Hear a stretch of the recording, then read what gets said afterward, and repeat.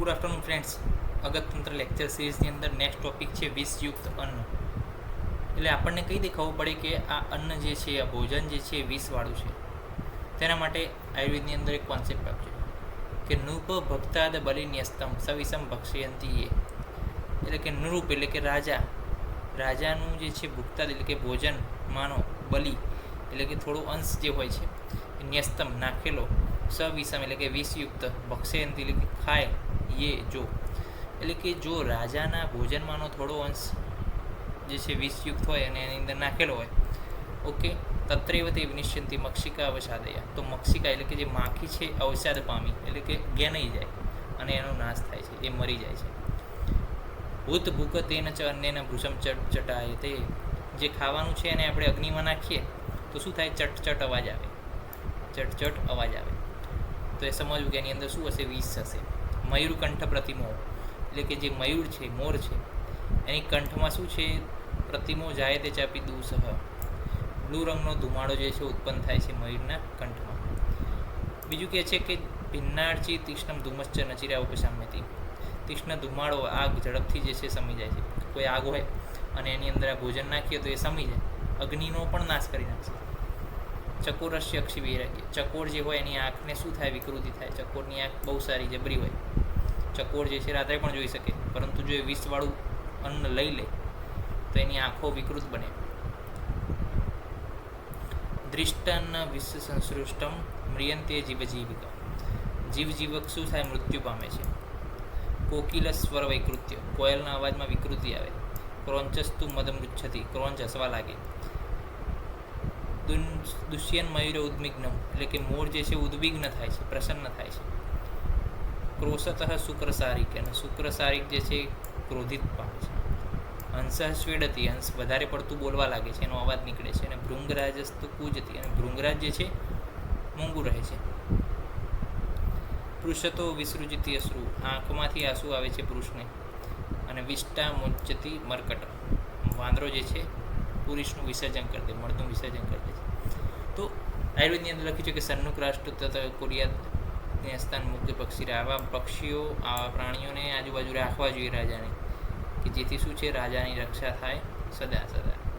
વિશ્વનો વિભૂષણાર્થમ રક્ષાર્થમ આત્મના સદા. રાજા આજુબાજુ આવા પક્ષીઓ, પ્રાણીઓને રાખે છે કારણ કે એમની પોતાની રક્ષા થાય.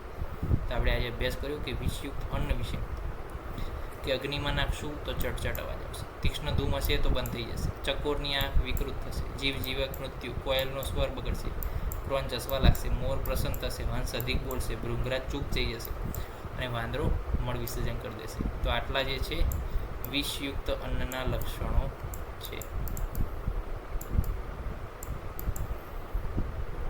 હવે વિષયુક્ત અન્નનો પ્રભાવ શું?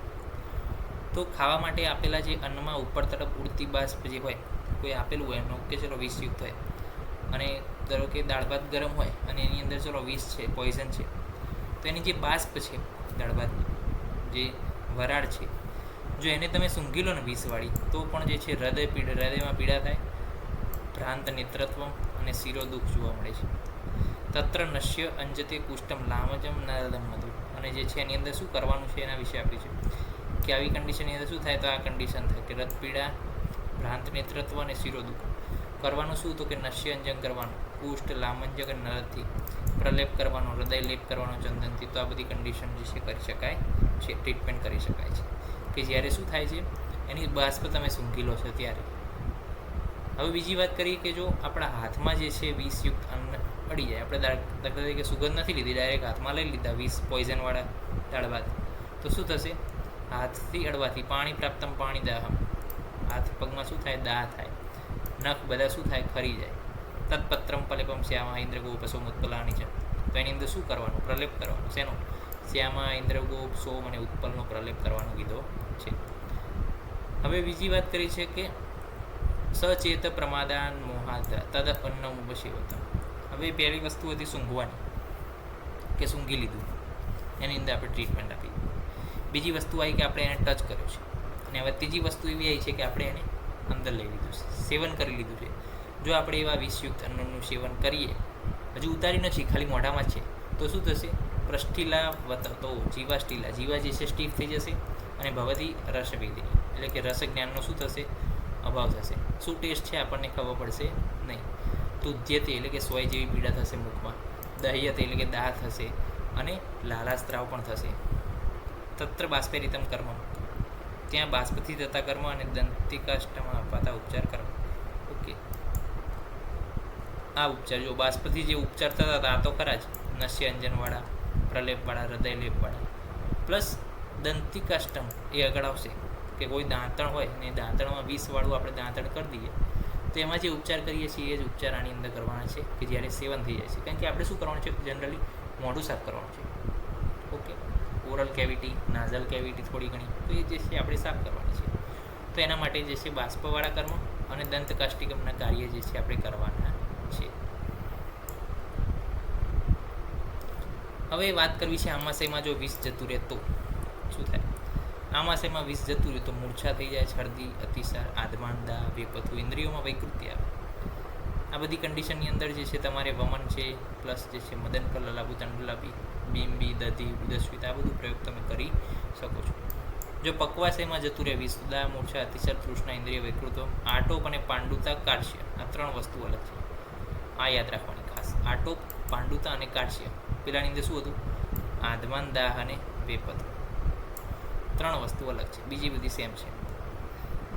વિરેચન કરાવી નાખવાનું. પક્વાશયમાં જાય તો વિરેચન, આમાશયમાં જાય તો વમન, એટલું યાદ રાખવાનું રહેશે. બાકી આ બધા જે છે મધુ, દધી, પેય જે છે. નેક્સ્ટ લેક્ચરની અંદર આપણે અભ્યાસ કરીશું કે દ્રવ પદાર્થની અંદર વિષ હોય તો આપણે એની પરીક્ષા કઈ રીતે કરી શકીએ, કે પાણીની અંદર, દૂધની અંદર, મધની અંદર પોઈઝન હોય કઈ રીતે પરીક્ષા કરવી, એના વિશે આપણે અભ્યાસ કરીશું. ત્યાં સુધી રજા આપશો. જય હિન્દ, જય ભારત, જય ધન્વંતરી. નમસ્કાર.